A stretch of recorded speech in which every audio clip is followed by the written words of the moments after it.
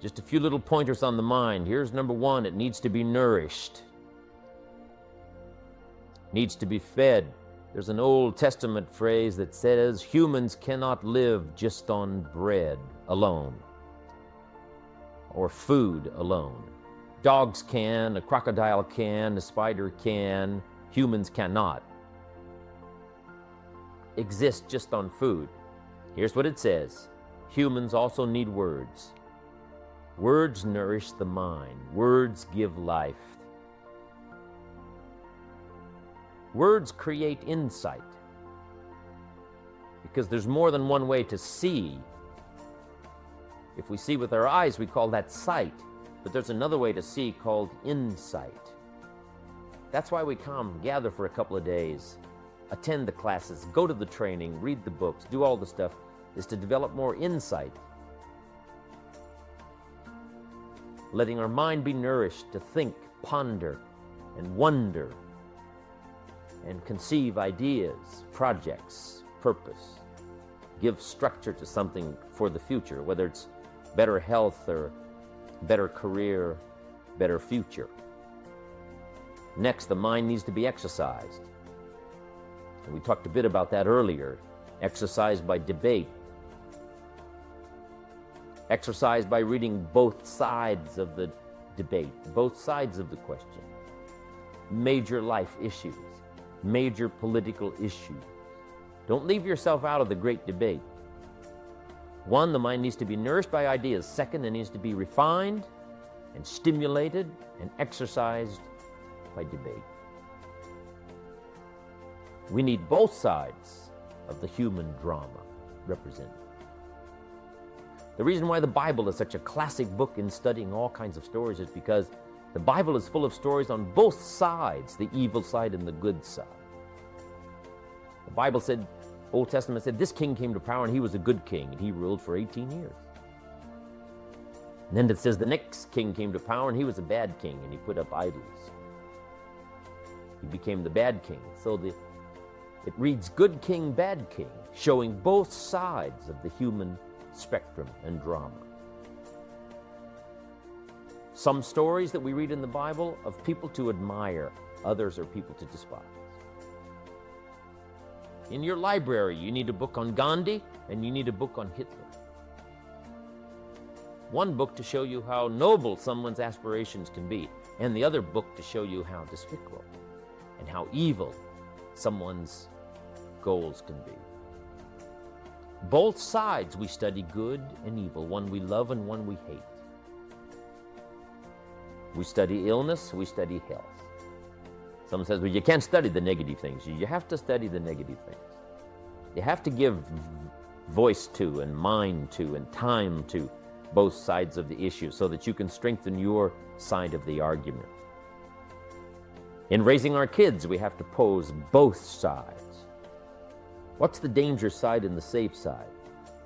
In one of the seminars that I'm sure some of you have attended, I talk about philosophy that makes the difference. Philosophy does two things, each person's personal philosophy. So jot this down. Our personal philosophy does two things. One, helps us to see the dangers on one side so we can avoid or minimize those. Then our personal philosophy needs to be developed so we can see the opportunities on the other side so we can maximize those. And for the balance of your life, that's going to be the twin challenge in developing ideas and philosophy and strengthening all of it so that you can avoid the dangers and maximize the opportunities. Because the dangers never go away. The dangers to our ship of state called the country. The danger to the enterprise, the danger to the corporation. Dangers always lurk both inside and out. Dangers lurk on the inside of our own mind. When I was a kid, they used to have those little cartoons of a little boy with a gremlin on one side and a little angel on the other side. And the little devil, a little gremlin, said, go ahead and do it, it's okay. Little angel said, no, no, no. So when kids are young, they've got this debate to engage in. Should I or shouldn't I? One voice says, go ahead, and the other one says, no, no. So we hope as the years pass and as the classes pass, and as we go from grade 1 to grade 2 to grade 5 to grade 10, we will learn more as Abraham said, to listen to the better angels of our nature, to appeal to our conscience, and let our conscience help, along with God and whatever else you belong in that has good influence on helping to make right decisions, avoiding the evil one, avoiding the danger, the dark side, and appeal to ourselves to engage in the positive side, the opportunity side. The battle of the mind is significant for us every day, what to think, what not to think. My mentor, Mr. Shove, said, stand guard at the door of your mind. And you decide what enters. You decide what to fill up your mind with, because it becomes the material with which you build your future. So, engaging the mind to make rational decisions about life. Beware of the thief on the street that's after your purse, but also beware of the thief in your mind that's after your promise. The thief in your mind that says you're too short, you're too tall, you've never done it before. What makes you think you can do it now? It's not going to work for you. Someone else could find the book, you'll never find the book. If you found the book, you wouldn't read it. If you did read it, you wouldn't understand it. That's stuff that goes on in our mind. So jot down this key phrase. It's one of the best for the day. Whatever you do, don't become a victim of yourself. As you engage in this debate, what to eat, what not to eat, where to go, where not to go, what to say, what not to say, what to do, what not to do, make sure that you strengthen the positive side of this argument with yourself, so that day by day you become healthier, day by day you become stronger, day by day you become wiser. Day by day you build a better shield and immunity. An inside immunity to ward off disease, but an outside immunity to ward off all the negative and all the trash and all the stuff that would not enhance your personal development nor your promise for the future.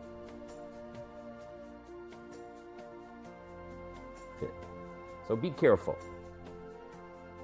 If somebody says to me, these eggs are rotten, I'm not going to make an omelet and try it. I'm going to take their word for it.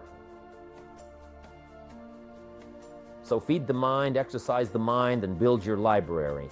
I recommend 3 books that were recommended to me when I started my library when I was 25 years old, in those accelerated days of personal development, for me about 7 years worth. So fantastically changed my bank account, changed my income, revolutionized my future. With the foundation my parents gave me, meeting Mr. Shove at age 25, I'm telling you, it's been a journey for me like no other ever since. Then I've had mentors along the way. I'm telling you, that keep my mind stimulated, that keep my interest keen, that help me to evaluate and to weigh what is good, what is okay, what is better, and what is prosperous in terms of your life.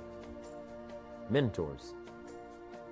And that first mentor I had recommended these 3 books. First was the Bible. Now I had an advantage there because my parents made sure I was a pretty good scholar by age 19. A good book to serve you all of your life. One of the major sources of ideas, stories, poetry, history. A major source for stimulation. Next, he recommended the book called Think and Grow Rich by Napoleon Hill. Think and grow. Good words, think and grow and rich. I went for it. Got the book. Paid less than 50 cents for it. Some of the ideas in it changed my life. Next, Shove recommended the book The Richest Man in Babylon by George Clayson. Helped me become a millionaire by age 32. Totally changed my economic future. Just the ideas in a simple little book.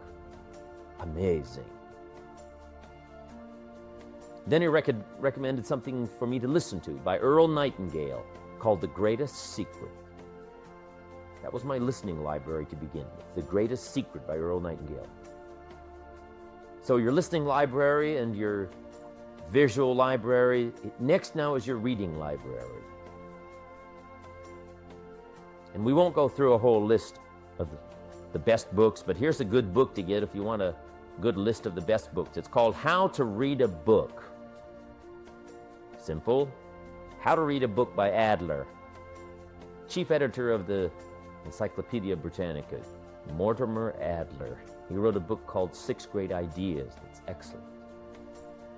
He wondered, are ideas tangible? Are ideas real? Or are they nothing? But he wrote this book, along with another author, How to Read a Book. Now, if you master this book, you can get so much more from a book. Now, it's a kind of a tough book to get through, but it'll give you some ideas on how to take a book and get the most out of it. Take a book and get the most out of it. But in this book is also a list of what he calls are the greatest books ever written.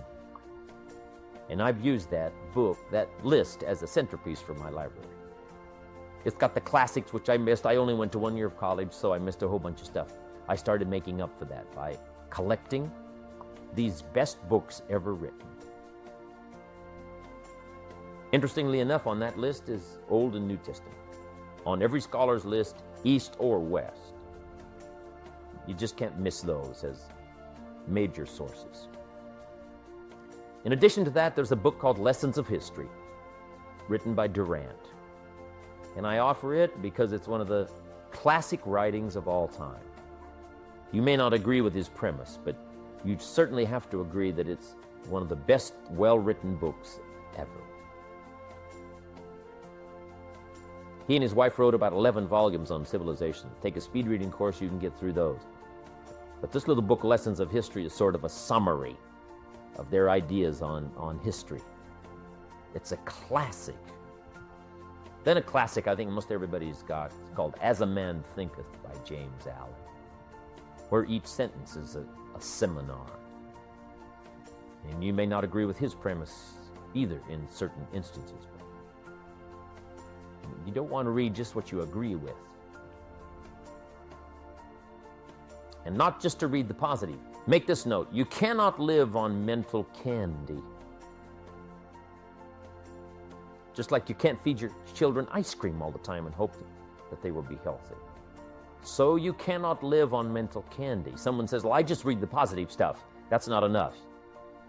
And the reason is because you need to know both sides of the issue.